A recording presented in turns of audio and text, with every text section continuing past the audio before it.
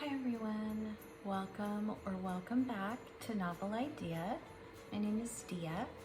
Today I have the A to Z bookish hot or not tag. So this was created originally by Another Bibliophile Reads, and I was tagged by Sandy over at Miss Reads a Lot.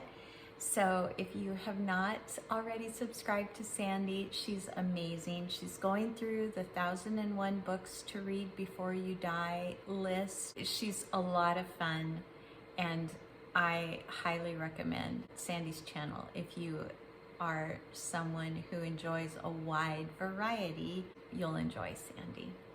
So let's get into this tag. It's basically A to Z. They've listed different categories of books, and we just have to respond as quickly as possible with hot or not. And of course, as with anything, they are not always so cut and dried. So I'm going to go through them, and then after that, I may come back with a few caveats. Okay, here we go. Ready? Audiobooks, hot. Bildungsroman, which is dealing with the formative years, kind of a coming of age sort of novel, not. Children's books, hot. Digital, not. Experimental, no. No, just no. Fantasy, hot. Graphic novel, Horror, not. Inspirational, depends, but hot. Journalism, hot. Kitsch, has a popular or sentimental appeal. Library, hot. Mystery, hot. Nonfiction, hot. Omnibus, not. Poetry, hot. Quests, when the protagonist goes on a quest, physical or spiritual, hot. Romance, no. It's Ice Age, not. Science fiction, hot. Translation, hot. Übermensch, the Superman or extraordinary human, characters who can do everything. Victorian, hot. Western, not. X-rated, definitely not. Young adult, hot. Zeitgeist, spirit or mood of the times, not. Okay, so let's talk about these. Audiobooks, I said hot, but the audiobooks that I listen to are always in conjunction with the actual book that I am reading.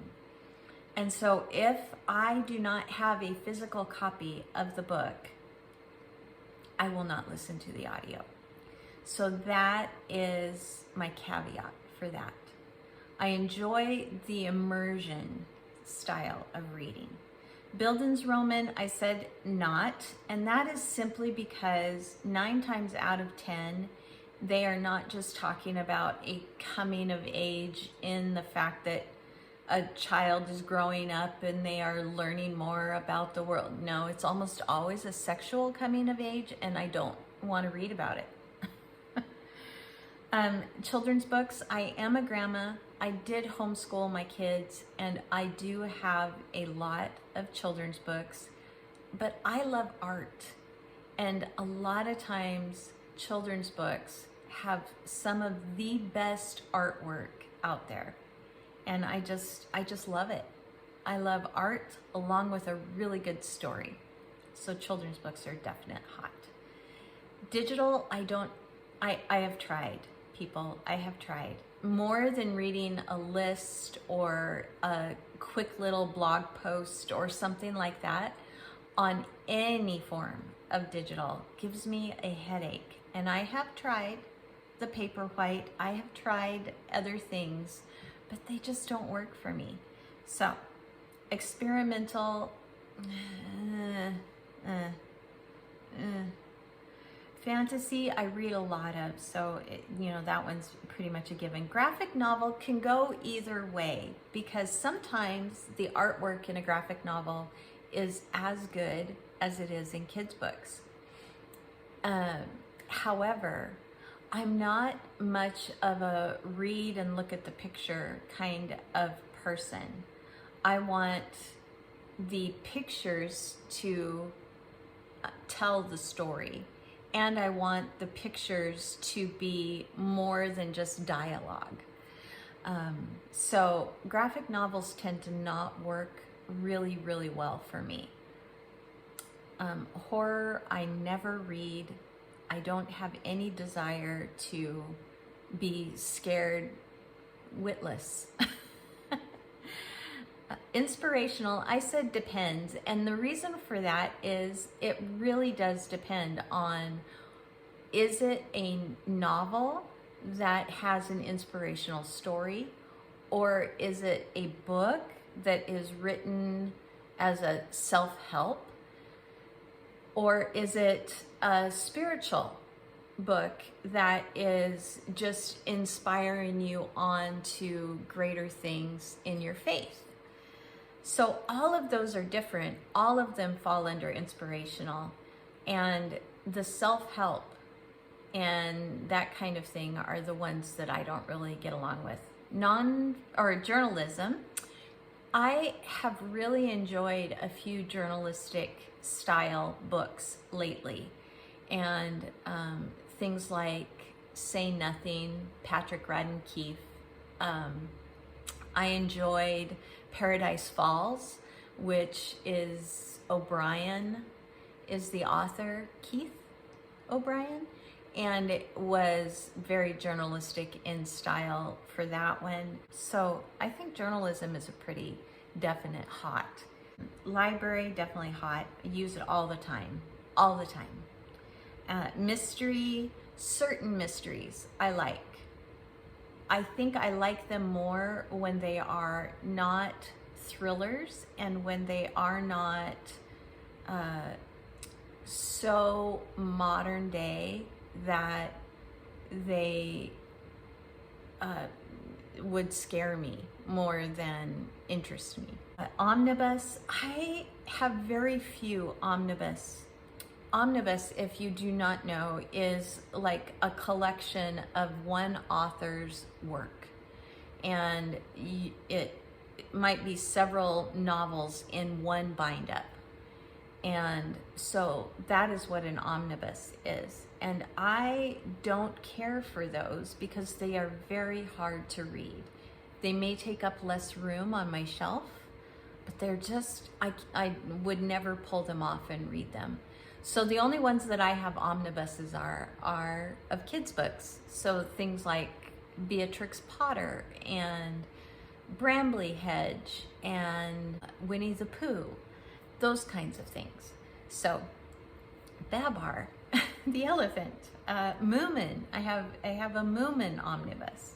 Poetry, I have just started getting back into poetry, but I love poetry. Romance, I don't mind when romance, if it is romance and not sex. I enjoy romance in the midst of a story, if it is done well. Übermensch, okay, this is when the Superman or the extraordinary human characters who do everything or do everything well. We also call this the savior. And I like it when it is done in a way that is not someone who really prides himself or herself on doing something well, but is almost unaware of how good they are at things and are very gracious and kind about it. Western, I just have not ever been a fan of the Wild West.